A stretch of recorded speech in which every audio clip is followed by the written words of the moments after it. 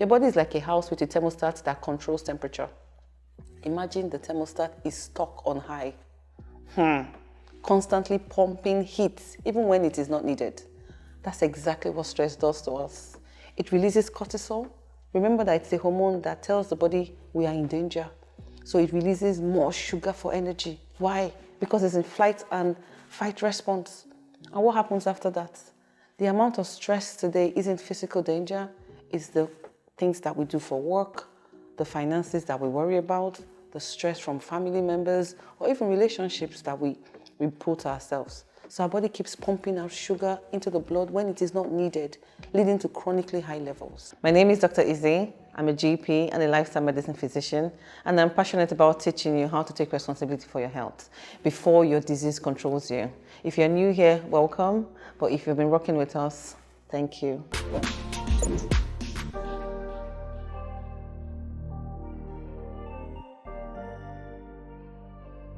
I have a story of a family member who migrated to a new country.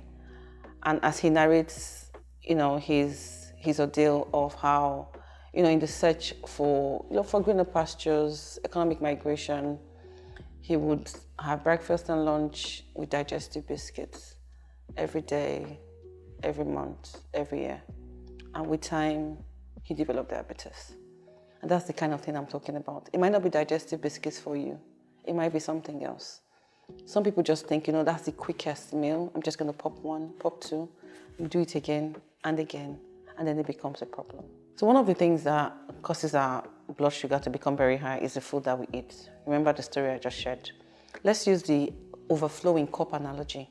So imagine pouring tea in a beautiful cup. A little bit fills it perfectly, but if you keep pouring that tea without stopping, what happens? It overflows. It spills everywhere, it creates a mess. Every time we eat, our body breaks down food into glucose for energy. But when we eat too many refined carbs, remember my digestive biscuit example, and sugars, so things like white bread, pastries, sugary drinks, our body gets overwhelmed, just like pouring tea into a full cup. Insulin, the key that unlocks the sugar path into the cells, can't keep up with the flood anymore. And what happens? Sugar spills over everywhere into our bloodstream, building us up to dangerous levels. But there is hope. What can we do? So instead of flooding the system, let's balance our intake with more fiber, protein, and whole foods to slow down the flow of sugar into our bloodstream. Another thing that causes high blood sugar is lack of movement. And I love the analogy of the stagnant pool, because when you picture a small pond, if it keeps water flowing through it, it stays fresh and clear. But if the water sits still, what's going to happen? It's going to become murky, it's going to become filled with algae, and it's going to start to stink. Movement acts like a pump. It helps to push sugar out of the bloodstream into the muscles where it can be used for energy and where it is needed. When we sit for too long, sugar just sits there too. And what does it do? It causes damage in all of our organs. And over time, this leads to insulin resistance, which means that our body stops responding properly to insulin. Remember that insulin is a traffic officer. If it stops directing, the sugar stays in the blood. So even small movement get things flowing again. Walking after meals is very beneficial. Stretching, taking breaks. If you have a long working day, walk around for short periods of time. Another thing that causes high blood sugar is chronic stress.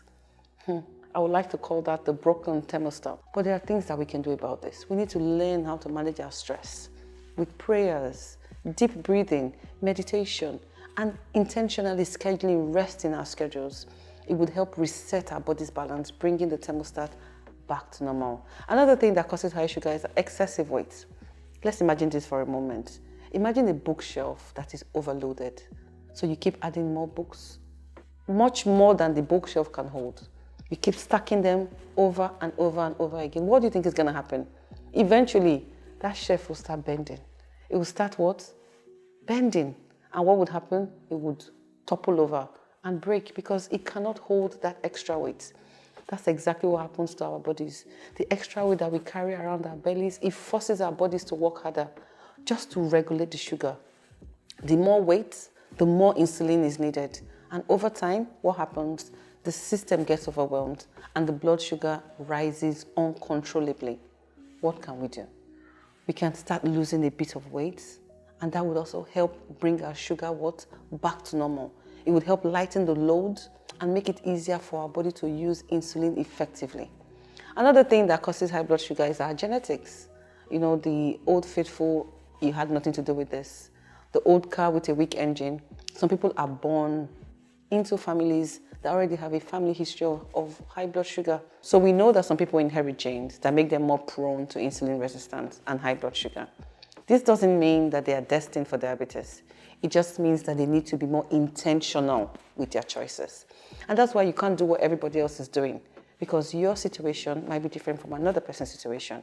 So even when you have a genetic risk, your diet, your exercise, and the way you manage stress can control the outcome of your life. So the engine may not be new, but it can still run well with the right care. So Proverbs 22 verse 3 tells us that the wise man sees danger and takes refuge, but the fool keeps going and suffers for it. Blood sugar doesn't get high overnight. I want us to remember that. It happens choice by choice, day by day. But the good news is that it means that you also have the power to turn things around, choice by choice, day by day. You have a choice today. You can keep walking down the same road, ignoring the warning signs, or you can turn this around.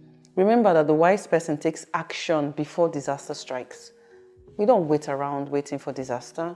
Only the fool waits until it's too late. So tell me, which of these 5 areas are you struggling with the most? Drop a comment below and let me know. I want to help you make a change. Remember that no matter where you are in your health journey, it's never too late to turn things around. One small change today can lead to a lifetime of better health, which you deserve and your family as well. I'll be here to guide you if you are ready to take control of your health. If you found this helpful, please like, share, comment, and subscribe. And please click the notification button for more information when we upload our next video. See you at the next one. Thank you. Bye.